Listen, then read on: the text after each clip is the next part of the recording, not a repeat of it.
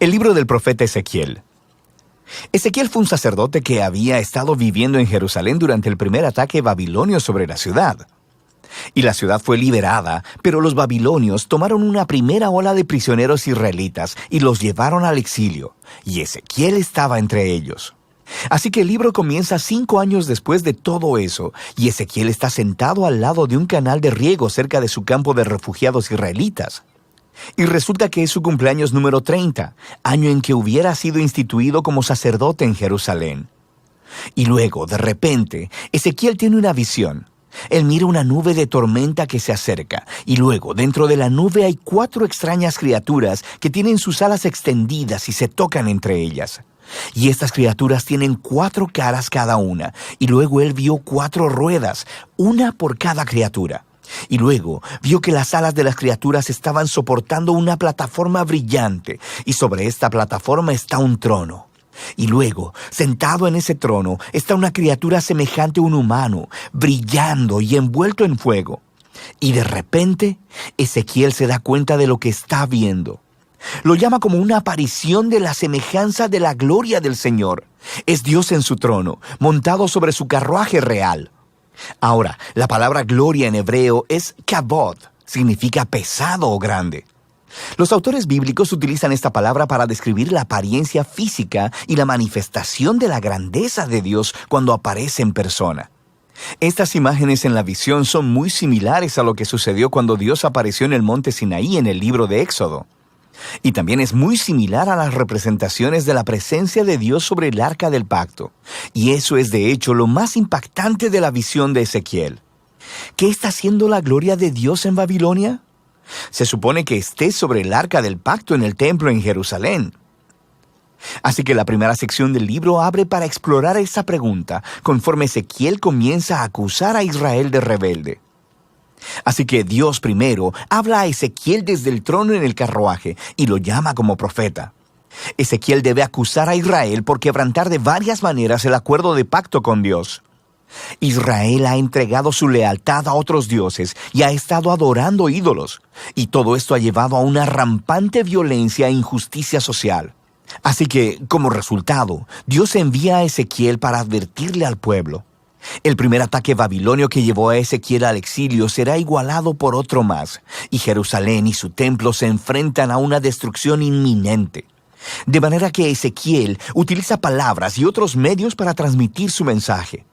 Él también realiza actos simbólicos. Estos eran una especie de teatro callejero.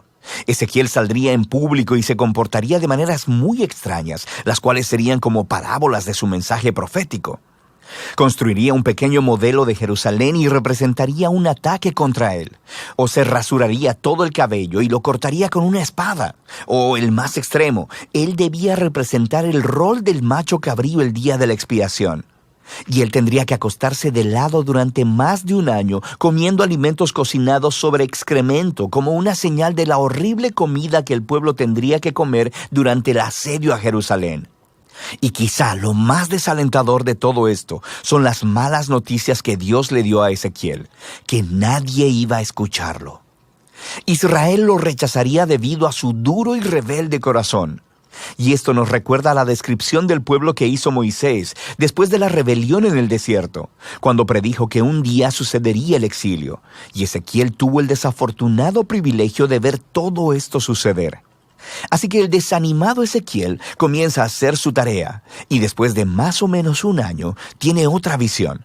Esta vez es acerca del templo. Él se adentra en un tour virtual del templo y mira lo que está pasando ahí en su ausencia, y no es nada bueno. En el atrio exterior, al frente del templo, él mira una enorme estatua inmóvil. Y luego él mira a los ancianos de Israel adorando a otros dioses, tanto dentro como fuera del templo. Y luego mira a las mujeres de Israel adorando a un dios babilonio llamado Tamuz. Y la visión termina con el glorioso carruaje del trono de Dios alejándose del templo. Se está yendo en dirección al este, hacia Babilonia. Así que en el capítulo 11 vemos por qué y cómo la gloria de Dios se apareció a Ezequiel ahí en Babilonia. La idolatría de Israel y su quebrantamiento del pacto se ha vuelto tan obvio y ofensivo que Dios ha abandonado su templo. Lo han apartado y Él lo entrega para destrucción. Pero Dios no ha abandonado a su pueblo, más bien se fue al exilio con ellos. Así que al final de esta visión en el capítulo 11, Dios promete que traerá de vuelta a la tierra un remanente de Israel y los transformará al sustituir sus corazones de piedra y darles un nuevo y tierno corazón de carne, para que después de todo ellos realmente puedan amar y seguir a su Dios. Este es un pequeño destello de esperanza, el cual rápidamente se sumerge bajo la realidad de la inminente destrucción. Pero el capítulo 11 es una transición clave y nos ayuda a entender cómo ha sido diseñado el resto del libro. Las siguientes 3 secciones son todos anuncios del juicio de Dios. Primero sobre Israel, después sobre las naciones alrededor de Israel y luego solo sobre Jerusalén. Pero luego, después de eso, la conclusión llena de esperanza del capítulo 11 se desarrolla en las últimas 3 secciones del libro.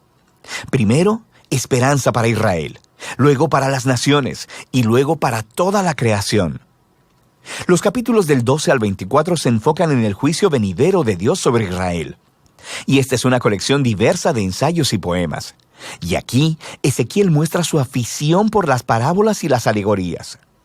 Él describe a Israel como una vara quemada e inútil, o como una esposa rebelde, o como un peligroso león enfurecido que es capturado, o como 2 hermanas promiscuas. Todas son descripciones de la rebelión insensata y de la idolatría de Israel que resultan en su ruina. En esta sección, Ezequiel también actúa como un abogado.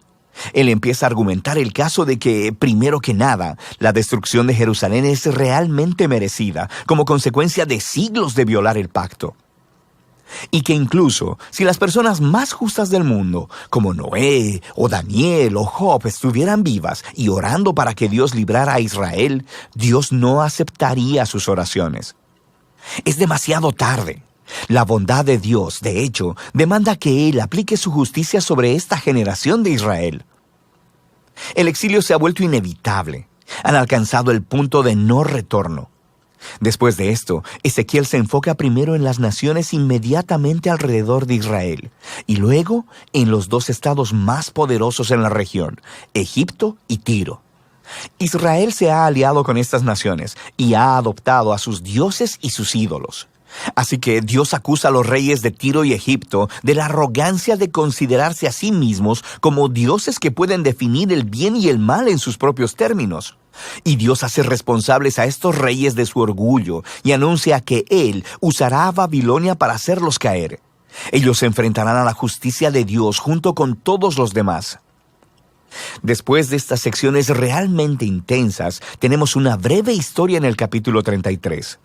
Ezequiel se encuentra con un refugiado que acaba de llegar de Jerusalén, y él reporta que Babilonia ha atacado la ciudad de Jerusalén, que la ciudad ha caído y que el templo ha sido destruido.